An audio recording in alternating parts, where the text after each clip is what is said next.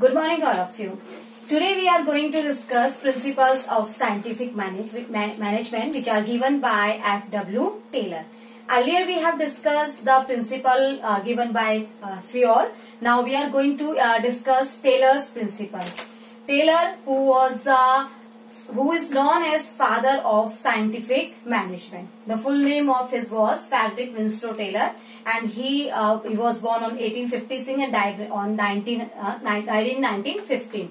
He was an American mechanical engineer, and he developed a theory of management which is known as scientific management. It was developed by F.W. Taylor after observation and experimentation in the different organizations. So he gave the concept of scientific management. Now what is scientific management? Scientific management means to do the activity in a scientific manner, using scientific tools. It means apply any methods after observation or experimentation. Management earlier followed rule of thumb. पहले management क्या करते थे, वो rule of thumb को follow करते थे. Rule of thumb means, rule of thumb का मतलब है जो मेथड हम आज तक अप्लाई करते हुए आ रहे हैं उसी मेथड को पर कीप गोइंग ऑन, उसी मेथड को हम चालू रखते हैं, उसी मेथड को हम अप्लाई करते रहते हैं. लेकिन पहले जो कंडीशन थी और अब जो कंडीशन है उनमें बहुत से चेंजेस आ जाते हैं, because business works in an highly dynamic environment. हम एक डायनेमिक एनवायरनमेंट में काम कर रहे हैं जहां पर चेंजेस आते रहते हैं, social changes, economical changes, political changes, legal changes. तो इन चेंजेस के अकॉर्डिंग हमें क्या करना पड़ता है, अडॉप्शन करना होता है. लेकिन अगर हम ट्रेडिशनल मेथड फॉलो कर रहे हैं तो इसका मतलब ये है कि जो मेथड उस समय वर्क कर रहा था वो मेथड आज भी वर्क करे, ऐसा जरूरी नहीं है. लाइक फॉर एग्जाम्पल, मैंने कुछ साल पहले मेरे सामने प्रॉब्लम आई. मेरे जो वर्कर्स थे वो मोटिवेटेड नहीं थे, तो अपने वर्कर्स को मोटिवेट करने के लिए मैंने उन्हें राइज दिया, मैंने उनका सैलरी इंक्रीज कर दिया. तो इससे वो मोटिवेटेड हुए, अपना परफॉर्मेंस उन्होंने शो किया. They did their best, they gave their best performance, और उसका रिजल्ट आया कि मेरी प्रोडक्टिविटी इंक्रीज हुई, मेरे प्रॉफिट्स भी इंक्रीज हुए. पर after few years I face same problem. मुझे वापस ये प्रॉब्लम फेस की, तो मैंने क्या किया, आई डिड द सेम. मैंने वही चीज की अप्लाई किया. मैंने फिर से अपने एम्प्लॉइज को जो है वो राइजेस दिए, मैंने उनका सैलरी इंक्रीज कर दिया. पर this time this method does not work. लेकिन इस समय इस मेथड ने काम नहीं किया.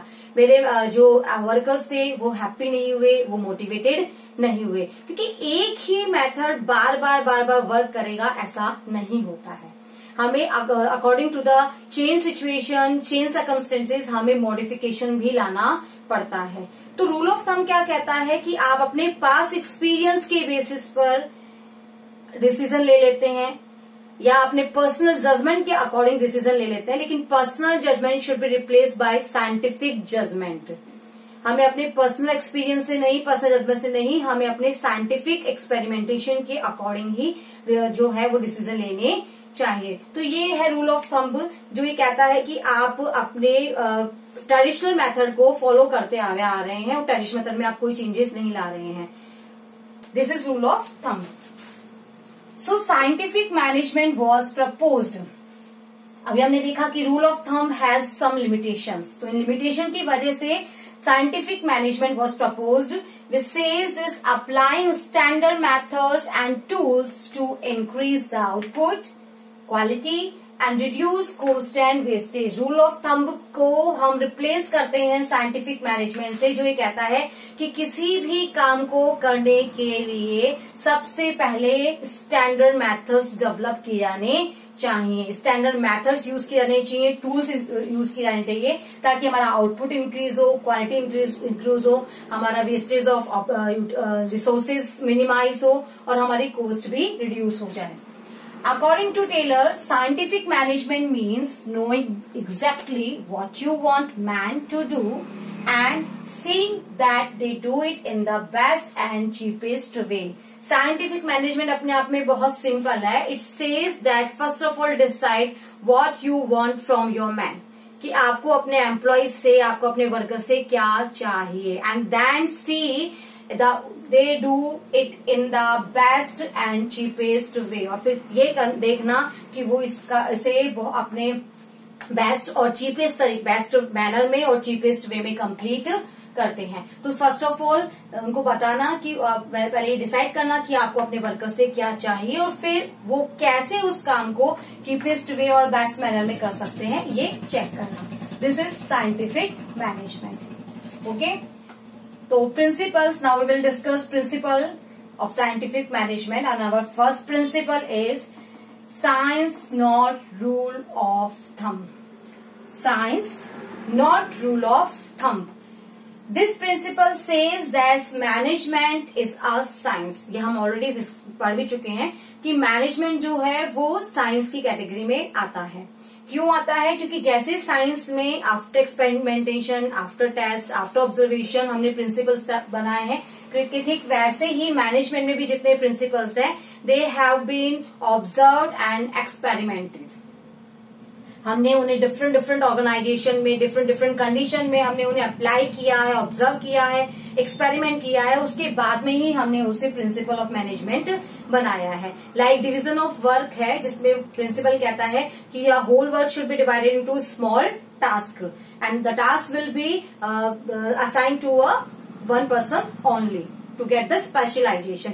तो ये प्रिंसिपल बनाने से पहले हमने इस प्रिंसिपल को डिफरेंट डिफरेंट ऑर्गेनाइजेशन में फॉलो किया, अलग अलग टाइम पर हमने फॉलो किया, और जब हमें अच्छे रिजल्ट मिले, बेटर रिजल्ट मिले, उसके बाद में ही इसे हमने एक प्रिंसिपल की कैटेगरी में रखा है। तो science not rule of thumb, इसका मतलब मैनेजमेंट साइंस तो है but it is not a rule of thumb, यानी कि ये साइंस के प्रिंसिपल्स की तरह रिजिड नहीं है। They can be modified, they can be changed according to the changes in the environment.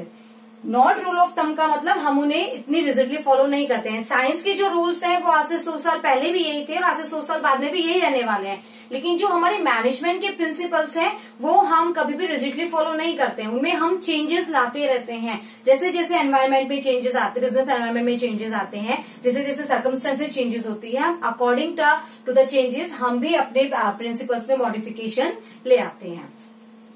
So science not rule of thumb. F.W. Taylor discards he was against rule of thumb, so he discards the rule of thumb and advocates scientific approach. F.W. Taylor ने rule of thumb को discard किया और इस बात के लिए जोर डाला कि किसी भी काम को करने के लिए हमें साइंटिफिक अप्रोच लेनी चाहिए, यानी हमें वहां पे कोज और इफेक्ट रिलेशनशिप एस्टैब्लिश करना चाहिए। पहले हमें उसको करने के तरीके ढूंढने चाहिए और फिर उसके बाद में उसे अप्लाई करके जो बेस्ट मेथड हो वो ही हमें ऑप्ट करना चाहिए। इन्वेस्टिगेशन ऑफ, इसमें उन्होंने कुछ स्टेप्स दिए हैं, like first investigation of traditional method.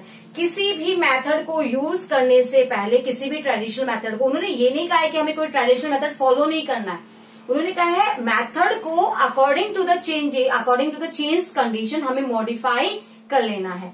Like कोई ट्रेडिशनल मेथड आपके पास में, किसी भी करने की जो ट्रेडिशनल मेथड है उन्हें यूज करने से पहले हमें उन्हें क्या करना चाहिए, इन्वेस्टिगेट करना चाहिए कि जो कंडीशन हमारे सामने इस समय है, जो प्रॉब्लम हमारे सामने इस समय है, उसमें ये ट्रेडिशनल मेथड किस तरह से वर्क कर सकता है। और according to the changes unifying the best practice, हमें पता करना चाहिए कि उस काम को करने के लिए बहुत क्या क्या बेस्ट प्रैक्टिसेस हो सकते हैं, विच आर ओवर देयर, कि किसी भी काम को करने के लिए हमारे पास में कौन कौन से तरीके हैं। डेवलपिंग अ स्टैंडर्ड मेथड, उन तरीकों का इवेल्युएशन करने के बाद में, मेथड्स का इवेल्युएशन करने के बाद में we should develop a standard method, उस काम को करने का एक स्टैंडर्ड मेथड हमें डेवलप करना चाहिए। And then selecting the best method, और उसके पास में हमें जो बेस्ट मेथड है वो बेस्ट मेथड सेलेक्ट करना चाहिए, क्योंकि जब हम किसी भी काम को करने के लिए वेरियस ऑल्टरनेटिव डेवलप करते हैं, उनका इवैल्यूएशन करते हैं, उनमें से जो मेथड मोस्ट सबसे अच्छा परफॉर्म करने वाला है उसको जब हम सेलेक्ट करते हैं तो it saves our times, efforts, money and resources. Economical profits हमें यहाँ पर मिलते हैं। तो this is science not rule of thumb. Management science तो है बट रूल ऑफ थंब मत नहीं है। रूल ऑफ थंब नहीं मतलब हमें अपने पास एक्सपीरियंस को, अपने पर्सनल एक्सपीरियंस को ऐसे ही चेंज कंडीशंस में यूं ही अप्लाई नहीं कर लेना चाहिए। हमें उनका इन्वेस्टिगेशन करना चाहिए, देखना चाहिए कि उसमें और क्या मॉडिफिकेशन किया जा सकता है या उसको करने के और भी बेहतर तरीके अगर हो सकते हैं तो वो तरीके हमें डेवलप करने चाहिए। उनको हमारी जो प्रॉब्लम है उस प्रॉब्लम के अंदर कौन सा बेस्ट रहेगा वो बेस्ट चूज करने के बाद में उस बेस्ट को सिलेक्ट करना, यही है science not rule of thumb. Now we will move on our second principal.